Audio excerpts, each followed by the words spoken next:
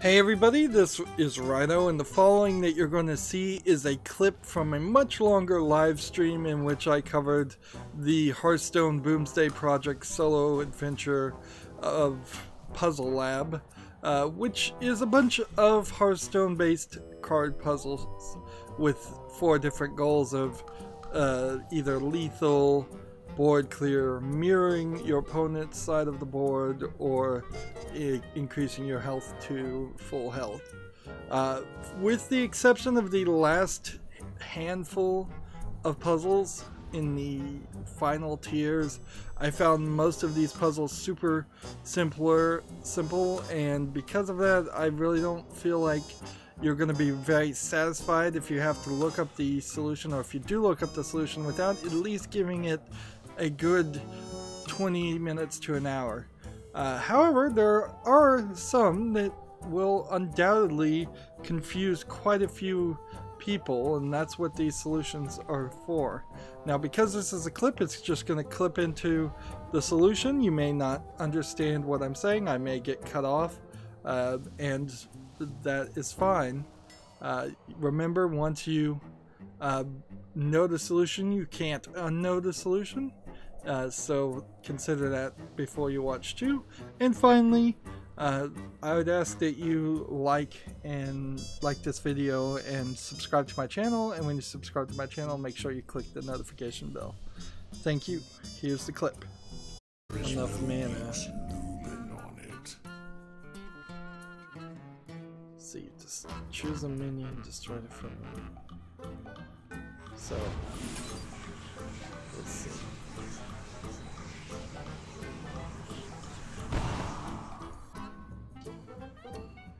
I feel like what I'm supposed to do is something like this.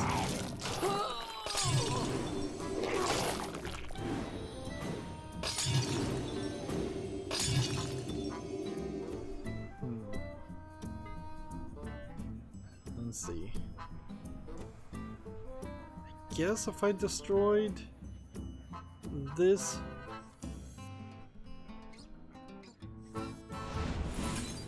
you might be okay. Side effects? No.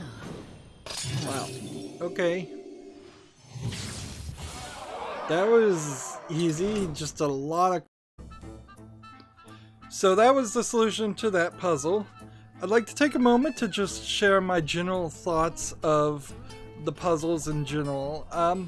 For the most part, I found like lethal puzzles were the most difficult on average, but it's not really difficult to get up to the 4th tier on any of the puzzles. As you can see, I have now done everything and earned the card back, which is a pretty pathetic reward, but it's probably better to do that than what they did in the Knights of the Frozen Throne expansion, which was where you had to defeat the Lich King with all 9 of the character classes to, I believe, get the Lich King card. I think that's what you got. Maybe you just got a card back for that too. And these puzzles were certainly a lot easier and took less time than that did. Of course, this puzzle element is totally new to Hearthstone, and it's made me really think about how I'd be presenting this in the future.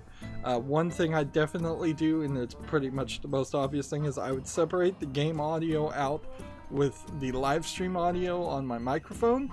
That way I can have long live streams where the audio is available, but I can also have footage where it's just the Hearthstone sound effects and music playing, and then it would make these clips look a lot better and make a lot more sense, because undoubtedly, at least in some of these clips, I'll be halfway through a sentence and people won't hear what I'm saying or understand what I'm saying. I felt like the mirror cards puzzles were sort of underused.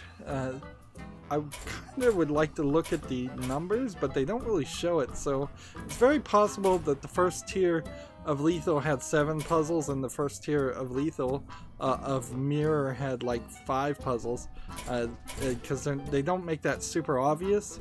The thing this expansion really needs is a submenu. So you can click on one of these groups and then pick a puzzle that you want to go back and play. At the moment, if you want to go back and play anything, you would just have to start from the beginning and cycle through it again, which is frustrating. Certainly, it's just a lack of replayability.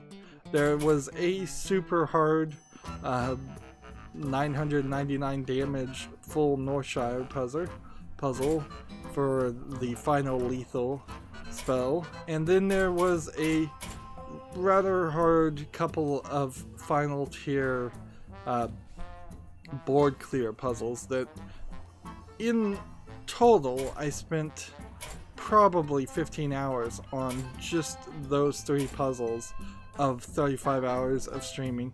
And of course, when I was streaming, I was also in the middle of insomnia, so I wasn't really sleeping that well, and I was streaming while I was half asleep, and that's certainly not a great way to make try and do puzzles. But also, it's kind of hard to pre-record that footage when it was brand new, as certainly streaming was the right way to go for my channel. I got lots and lots of subscriptions and views for it. Board clear puzzles are alright, and survival puzzles are alright, although there were a couple times in the survival puzzles where you really were surviving via different means than just healing yourself. So had they broken up survival puzzles into give your hero immunity puzzles, set your hero to or what increase your hero's armor puzzle above the 40 damage that it was going to do. There was, I think, one other way that some of the puzzles had you increase do other things other than increase your health. There's about 4 or 5 different types of puzzles they're putting under survival, which could have been broken down, and certainly that would have been it. I've seen some thoughts of people asking Activision Blizzard if they were going to let players create their own puzzles. They said that was a great idea, but they have no plans to do it, so take that for what that is. I think that would be a great idea. I think puzzles could replace tavern brawls very easily, or at least they could swap between puzzles and tavern brawls. I kind of hope there isn't a daily quest that shows up where you have to do 5 puzzles to get 50 gold, because that would be annoying, particularly for people who have already finished it. Survival puzzles were fine, and board clear puzzles were a little hard, and mirror puzzles were fine. I think lethal really stood at least a couple steps higher than in difficulty on average than any of the other puzzles. But there's also problems with a lot of the puzzles that were given in this expansion. They just didn't do a good job, in my opinion, of using cards that already existed.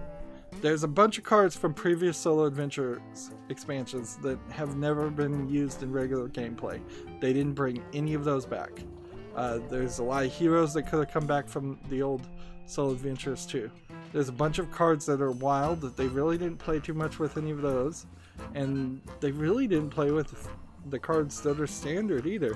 Instead, they introduced some cards that just don't exist in regular gameplay. So even if you solve a puzzle using a card, if the card doesn't exist, you've not learned anything, and that inherently gets to the problem with this puzzle systems. Unless Hearthstone decides to separate itself and redefine itself as this puzzle card game and ranked collectible card game in equal parts, these puzzles don't feel like playing Hearthstone. They don't feel like playing ranked, they don't feel like playing arena, they don't feel like doing a tavern brawl. Maybe some of the tavern brawls that might feel a little bit like that. They also didn't feel like they really taught you too much as far as gameplay mechanics that people might be overlooking. Of course, I'm so far into this game, I've been playing it for so long, maybe it does teach some basic things that I'm just overlooking. But yeah, there's definitely some weirdness on the puzzles that they did make and how they made it.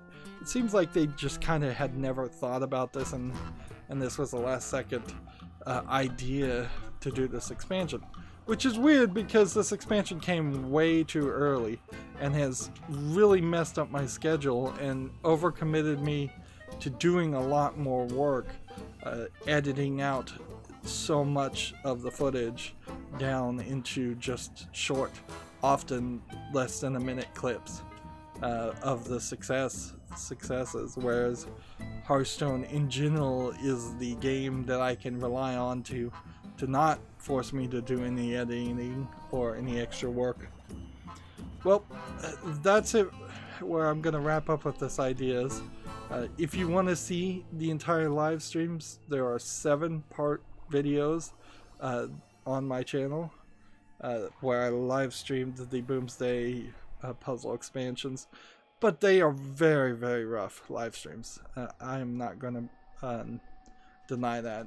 There are many times, particularly at the end, where I spend 3 or 4 hours just banging my head against puzzles and don't find the solution, to the point where I actually had to look up the solution for the last 3 myself. These clip videos, I plan to release them every day, and because they're going to cause so much extra work, they're going to eventually, after Halloween, after October, Halloween month, they're going to replace a time slot on my channel. I'm just not going to play a game, or I'll probably play a game, but I'm not going to air that game until later. This entire year has been a year that's been terrible for all YouTubers, and it's sucked a lot of the energy out of the room for YouTubers and creators, me included. One of the major things that did that is them changing and moving the goalpost and kicking me out of the YouTube partner program, so I can't even earn the pennies on ad revenue I used to make. Anyways, that's where I want to wrap up. I end all my episodes the same way. I ask you to like this video, I ask you to share it with your friends, I ask you to comment, I ask you to watch every second of all my videos, because that tells YouTube's algorithm that my videos are worth watching. If you want to friend or follow me, which I would like you to do, there are links down below for Twitter, Facebook, Tumblr, Google+, Steam, and Battle.net. Yep, you can friend me on Battle.net so we could potentially play Hearthstone at some point. Also, if you want to support my channel, right now I'm asking people to friend me on Steam and gift me a game that way. Either you pick a game from my wish list or just a game you'd like to see me cover. If I do get a game gifted to me, it's going to be at the highest of priorities to cover. And if you don't want to pick, you can also gift cards through Steam. Or if you happen to have a Steam code through a different third-party site, you can just send that code to me through Twitter direct message. And I think that is it. So thank you for watching. Have a good evening.